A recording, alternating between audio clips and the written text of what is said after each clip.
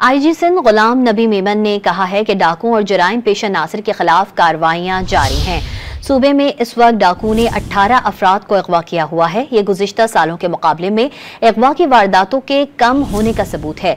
सक्खर में मीडिया से गुफ्तगू में आईजी सिंध ने बताया, मुजरिम चाहता है उसका खौफ अवाम पर बैठे, इसलिए खबरें ऐसे ना चलाई जाएं जिससे अवाम खौफो हिरास में मुब्तला हों।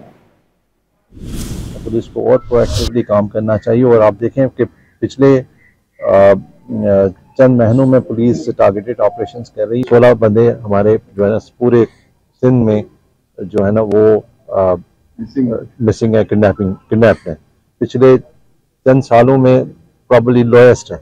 जब क्रिमिनल कोई एक्टिविटी करता है और वो चाहता है कि उसकी एक्टिविटी को हाईलाइट किया जाए, आप इस चीज़ को अंडरस्टैंड करें। मैं नहीं चाहूँगा कि भी एक इंसिडेंट हो तो आप उस इंसिडेंट को रिपोर्ट ना करें, लेकिन यूलोजाइज करना किसी क्रिमिनल एक्टिविटी को, किसी क्रिमिनल को, वो हमारे नेशनल एक्शन प्लान में भी है कि भाई इसको नहीं करना चाहिए।